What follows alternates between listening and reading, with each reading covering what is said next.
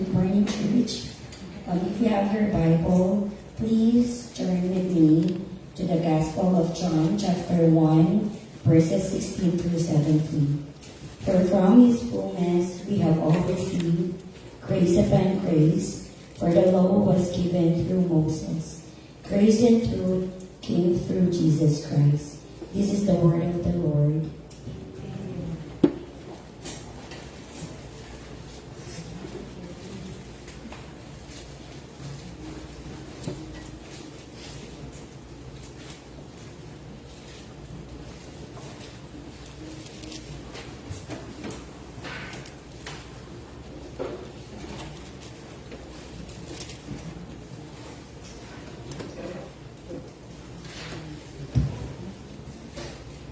Good morning, mga kapatid.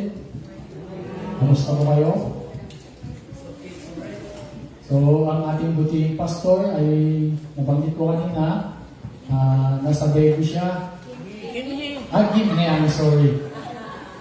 Masyado kasing dinadaga pa rin sa bibig. Anyway, sa susunod, tama po, kasi mag-baby pa. Sa biyaya ng Panginoon. Sa Gimay kasi, ito yung first Sunday nila na service nila. So, sinabi ni Pastor na kung sa next Sunday pa siya pupunta, medyo matagal. So, kailangan pumunta siya. So, he asked namin kung pwede ako ulit mag-share ng Word of God. So, wala naman akong no choice.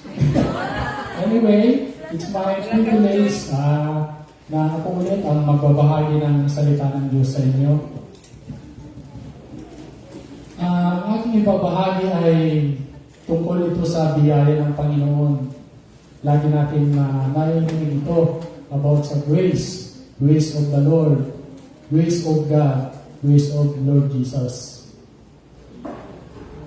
Ano ba yung grace? Bakit natin narinig ito? Sino ba yung grace? So, sa Bible kasi, yung idea ng grace is laging nababanggit ito. Yung idea ng grace. Kasi kung isipin natin kung i-divide natin yung grace is, yung Diyos natin is nagbibigay siya ng pabor, kabutihan, o graciousness sa mga tao. Tao na hindi deserving. So basically, ang grace is unmerited favor, o kahit na masama ka, pero binibigyan ka ng kabutihan, yun po yung grace. Grace ng Panginoon. But when grace in connection to God, there is a powerful meaning. Pag yung grace, i-connect natin sa God, there is a powerful meaning. So sa Old Testament kasi, hindi natin masyadong nakikita yung salitang grace kasi in the Old Testament, it's written in Hebrew na chen, ginamit sa Hebrew na yun, na ang ibig sabihin is to convey yung idea na to give favor or to give graciousness, kindness. So, ginamit ito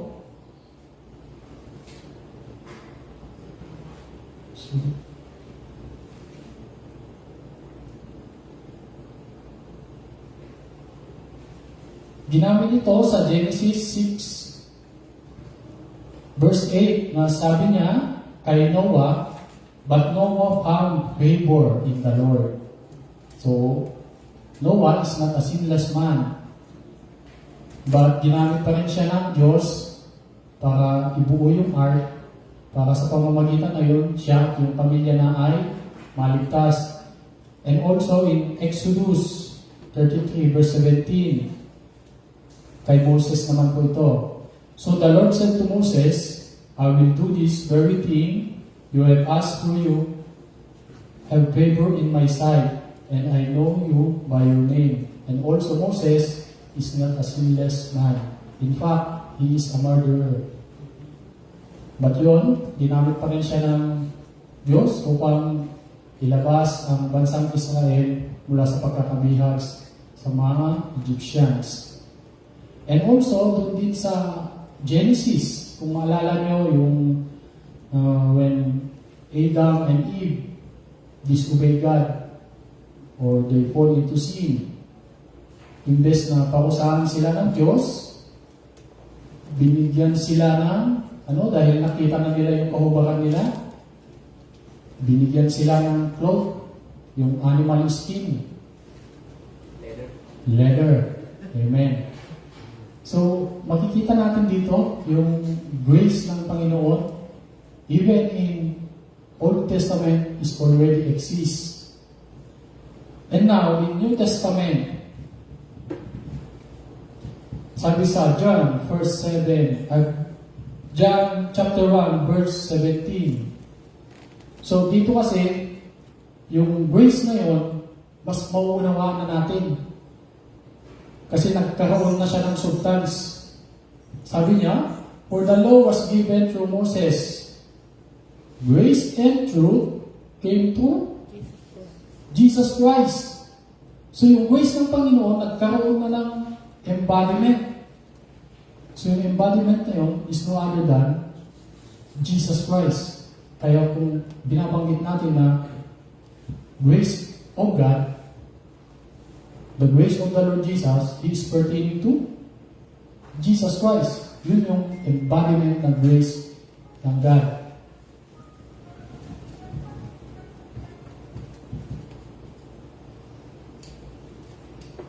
At dito sa New Testament kasi is written in Greek. So, ginamit dito na salita sa Greek is charis. Same idea to convey yung favor, yung graciousness, yung kindness ng Diyos sa atin. So, itong grace ng God through the life of Jesus Christ, ano ba yung dala niya? Ano ba yung dala niya para sa atin? So, ito ang ibabahagi ko sa inyo sa umaga nito.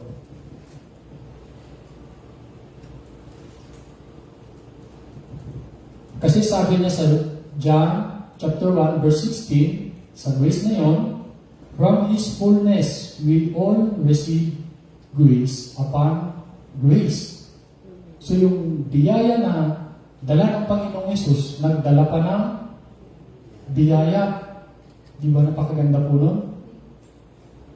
An endless and ever-flowing stream of unearned blessing and divine favor. Wow! Yun yung dala ng Panginoong Yesus. Yun yung dala ng grace ng God sa atin. So, I share kung ano ba yung mga dala ng Panginoong Yesus. Yung dala ng biyaya na yun para sa atin. Number 1, He offered forgiveness. In Ephesians 2:7 and 8, sabi niya, so that in the coming ages, He might show immeasurable riches of His grace in kindness toward us in Christ Jesus. Next verse, verse 8, for by grace you have been saved. So sa pamamagitan ng biyaya na yun, nadala ng Panginoong Yesus, tayo ay naligtas. Amen po ba? Amen. Naligtas tayo doon sa biyaya. Kaya na lagi namin inuulit na ang kaligtasan natin is, it's not by works. It's by the grace of God. Amen. Dapat maging malinaw po tayo doon na bakit namin inuulit-ulit ito yung na ang kaligtasan ay hindi sa pamamagitan ng gawa.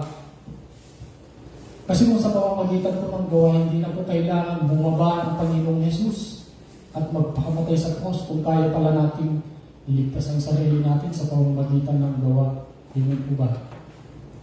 So, we are saved by the grace of God.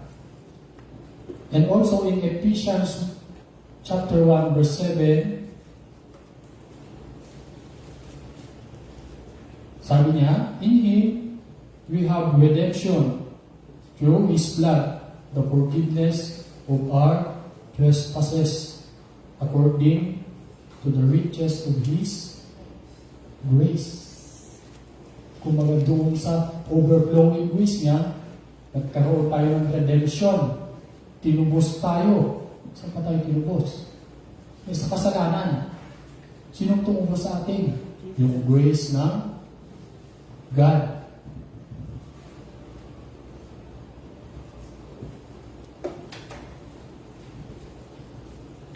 And also, reconciliation.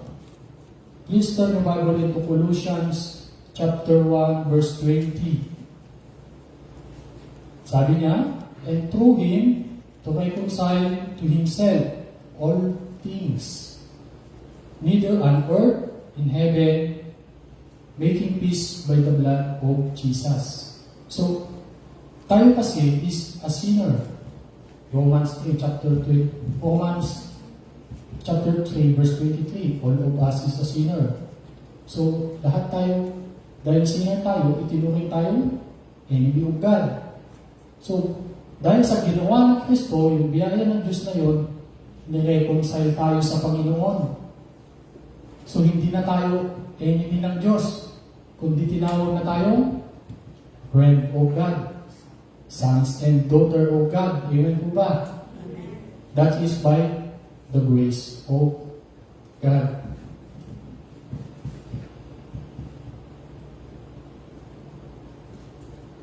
Isa pa, sa John chapter 10, verse 10.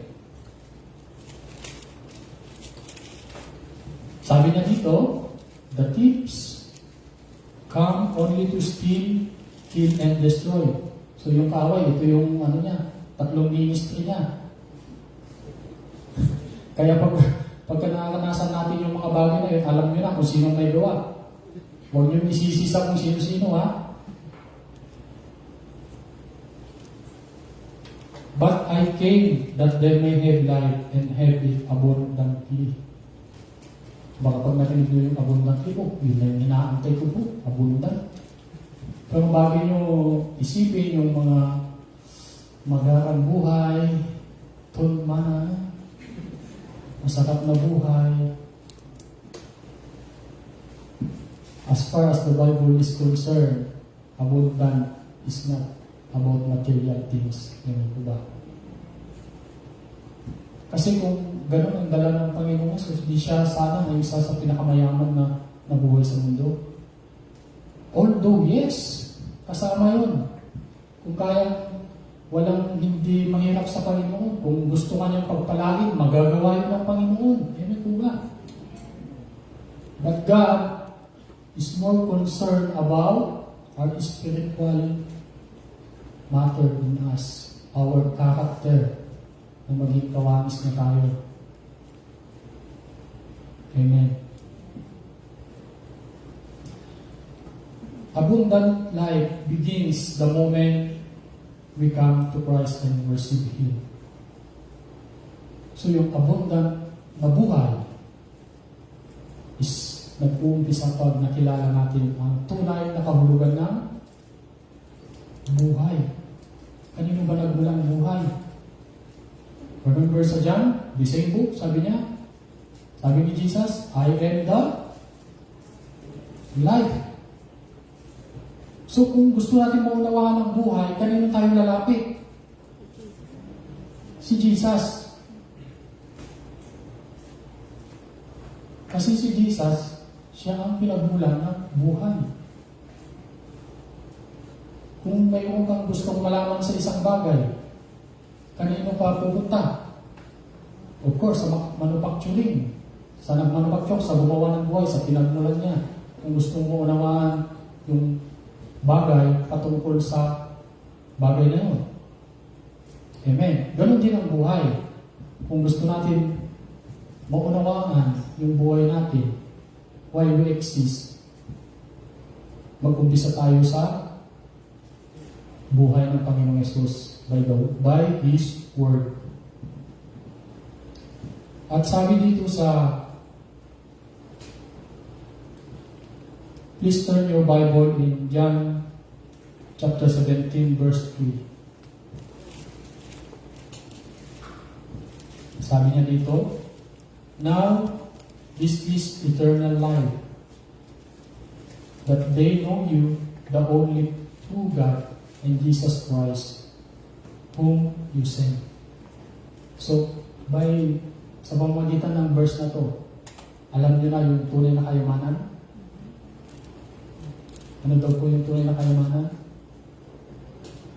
Yung nakilala natin ang Panginoong Yesus, nagkaroon tayo ng eternal life. Amen. Sinabi din ni Jesus na huwag kayong mag-impok ng kayamanan dito. Kasi dito, sa ibabaw ng lupa, may sumisira. Mag-impok daw sa kayamanan sa langit. So, ang tunay natin na kayamanan is yung buhay na walang hanggan sa pamamagitan ng Panginoong Jesus. Yung biyaya na natanggap natin mula sa Diyos. Amen po ba? Amen.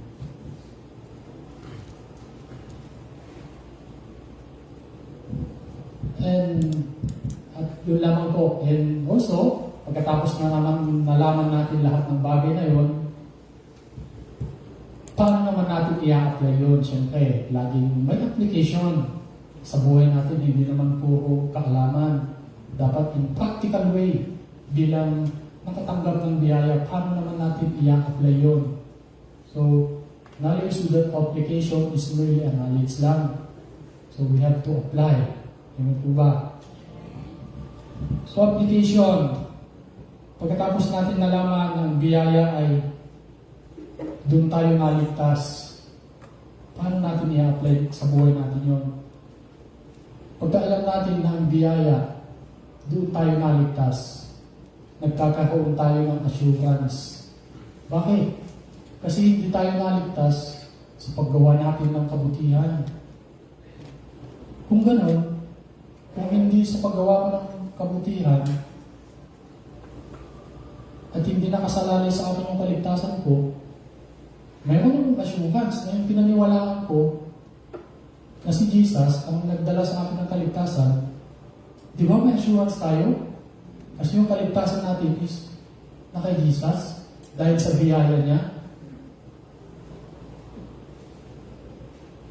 Nagkaroon tayo ng assurance, hindi na tayo yung kailangan kong gawin ito para makarating ako sa langit. Baka kapusin ako ng baka pagdating ng Panginoon, maliwan ako. Kailangan kong gawin ito.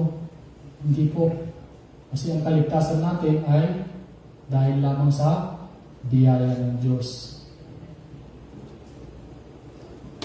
Pangalawa, kung dahil sa biyaya ng Diyos tayo ay ipinagkasundo na, nagkaroon na tayo ng connection sa Diyos by His grace, magkaroon tayo ng boldness sa paglapit sa Kanya.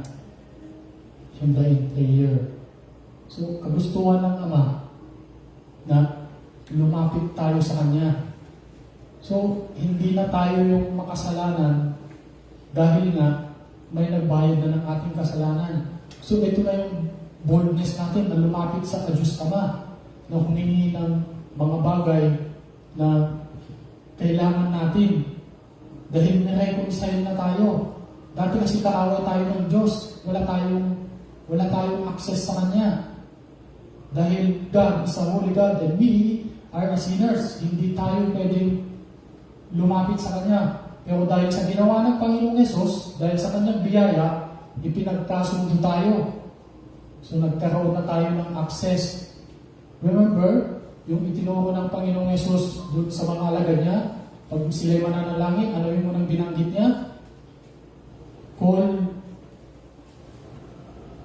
yung God sa heaven na Father. It means there is a relationship between us and the Father and God. We call Him Father. So ito yung maging boldness natin na alam natin na yung Diyos na nasa langit is our Father. Dahil sa ginawa ng Panginoong Hesus, dahil sa dala niyang biyaya. And also, abundant life o yung kayamanan natin, tunay na kayamanan. So, paano natin i-apply yun sa buhay natin?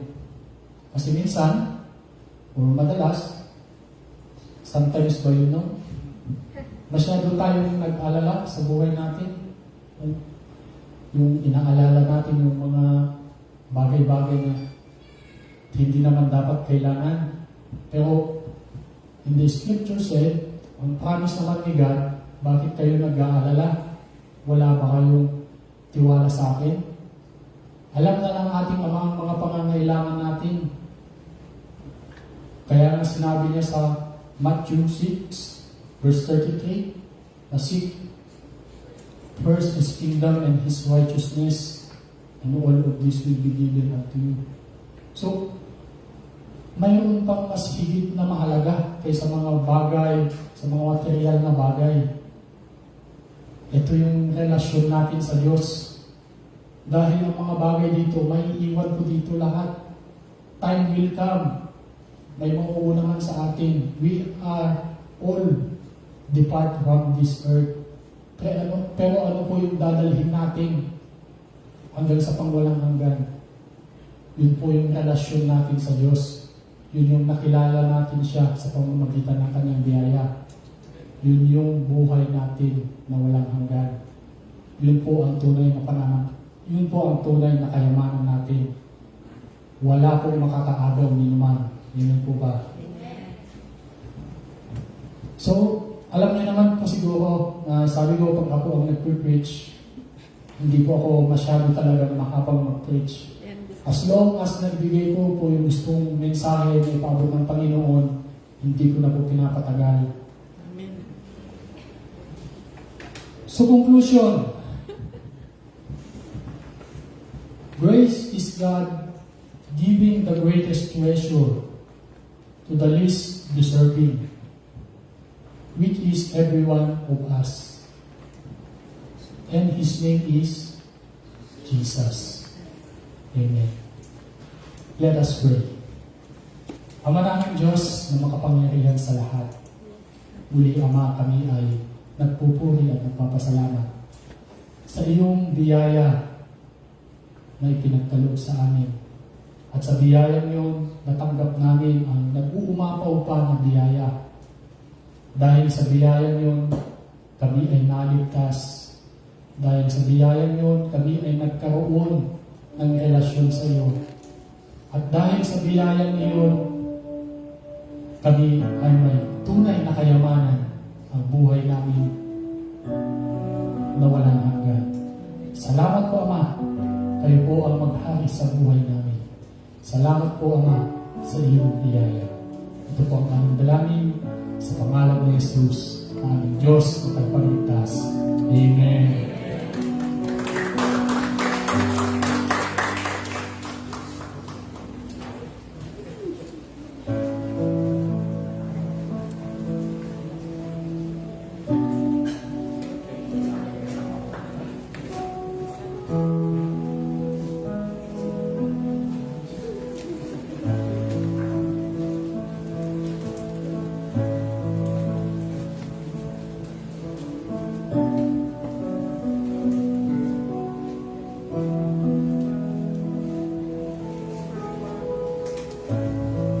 Let's pray for our friend freedom. Heavenly Father, thank you for this time again that you're giving us a chance to worship place. Thank you for this opportunity, this time that you're giving us to give, to share our blessing, to support the needy. Heavenly Father, without you, we are nothing. Our works come from you. Everything we have is came from you. Dear Father, thank you very much for these blessings. Thank you for brothers and sisters who are peacefully lives, share their blessings for the church. We pray in Jesus Christ's name. Amen.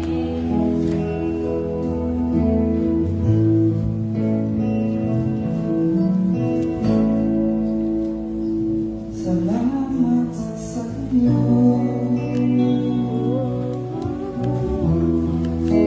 Aking Panginoon,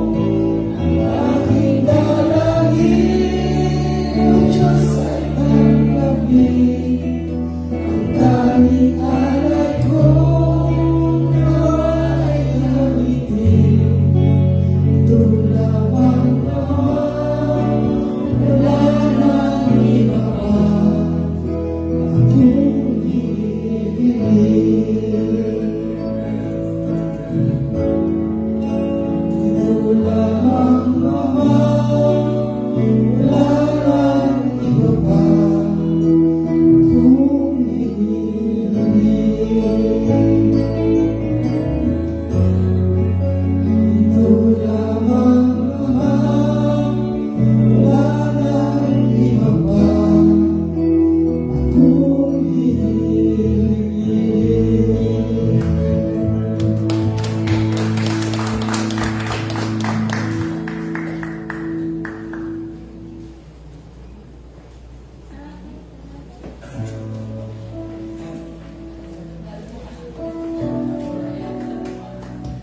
Amen. Amen. So, are we blessed today? Say amen. Amen. Kulang. Say amen. Amen. Yeah. So, thank you, Brother Martin, for that wonderful message. Yes, by the grace of God, we are all here. Amen. Gathered together. So, today is the day that we celebrate Father's Day. Amen. So, sino yung mga nakikinig mo? Sino yung mga nagbubuhatay? Joke lang. Okay, so may we call on our beloved fathers to come here in front. Fathers, yes. So, just and feeling ko may present para sa inyo. Yes, and our sister Let prepared something. Ay, sasayaw po ba? Yes. Ay! Pastor Jim.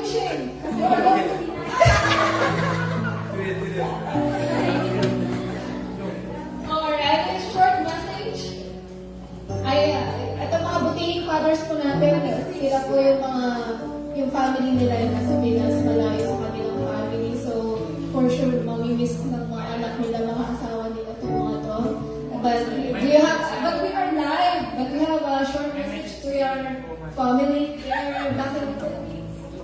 Short message. Kasi nanonood ko sila live, mapapanood ng mga anak ng mga asawa. Happy Mother's Day. Unang-una sa lahat, salamat sa Panginoon sa Nanonood si Sweetheart araw na po. to. Tunay na napakabuti ng Panginoon. Siya yung ang nagbibigay sa lahat ng mga bata. At sa asawa ko at sa anak ko, binibati ko kayo.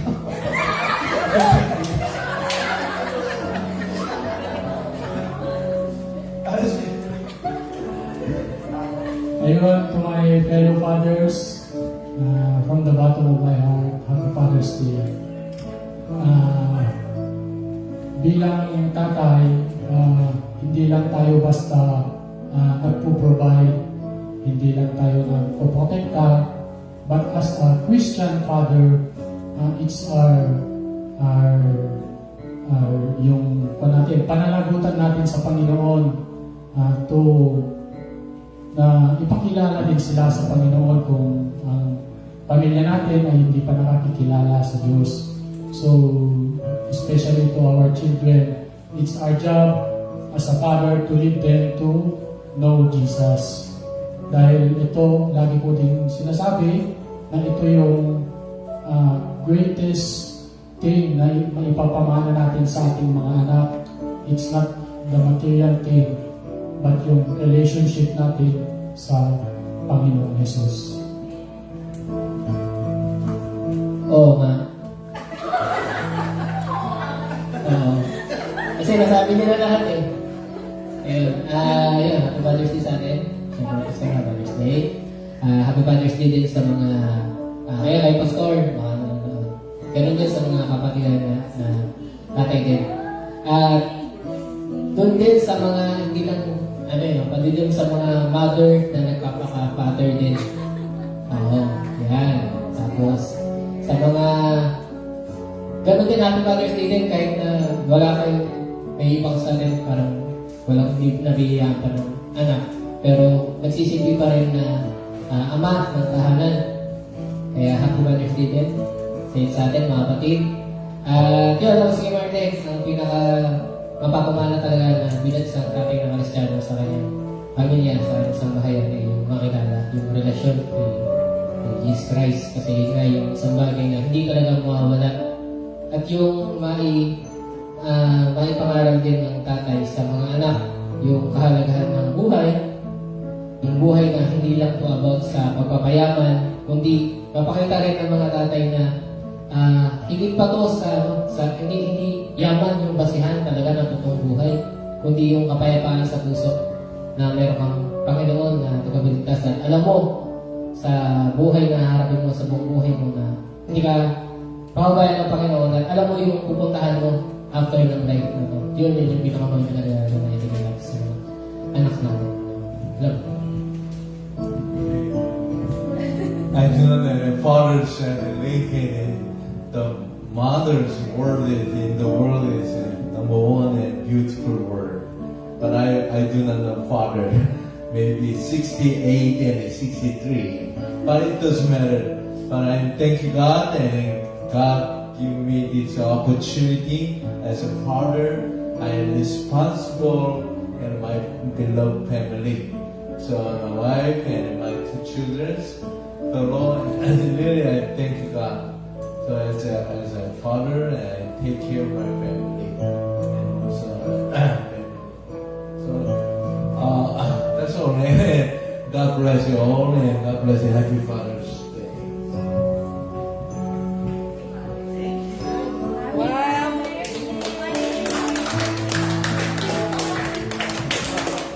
Yes. Thank you, fathers, and may we call on Sister Daisy to pray for them.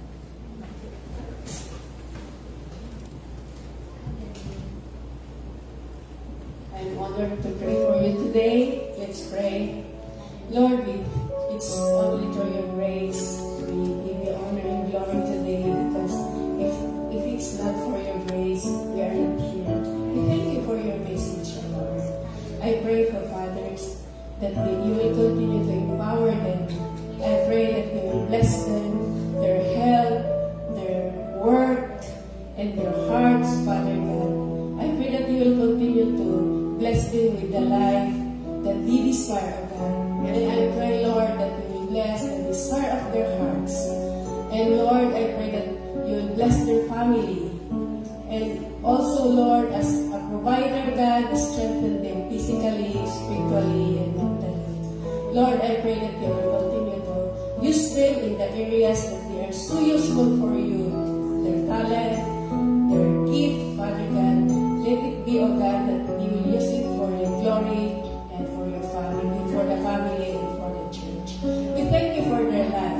Continue to empower them and strengthen them, O God. We thank you, Lord. In Jesus' name we pray. Amen. Before you go, picture mo na. Picture mo na sila.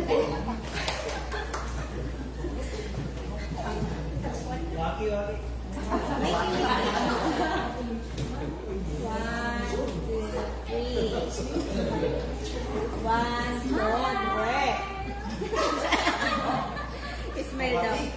Smile. Ana, dos. Wait. One more. 1, 2, 3. Waki! Iyak na sila.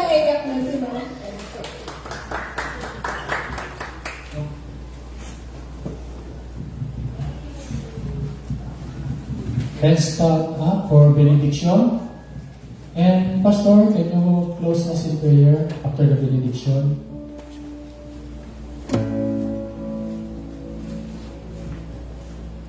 After the benediction, so yes, can you use the Pastor? Our Father, which art in heaven, hallowed be thy name. Thy kingdom come, thy will be done, on earth as it is in heaven. Give us this day our daily bread, and forgive us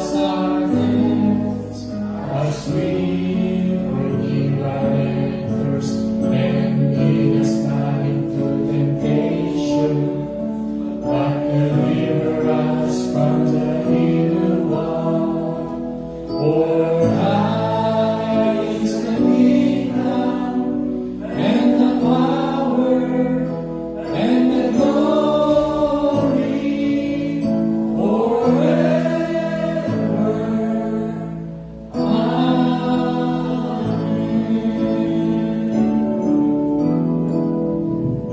Heavenly Father, we thank you for your love and thank you for your wonderful word today. And we worship you, we praise you. And then, Lord, and continue to pray, continue the blessing and our whole gender and community and their work, their family, their life in here in Korea. Thank you, Lord, and we worship you, we praise you in Jesus' name. May the grace of the Lord Jesus, love of God, the fellowship of the Holy Spirit be with you all. Amen. Amen. Amen. Amen.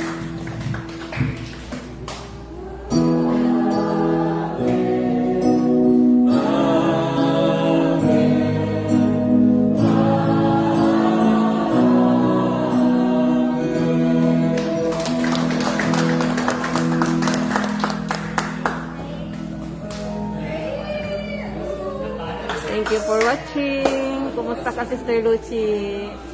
Blessing you. Bye.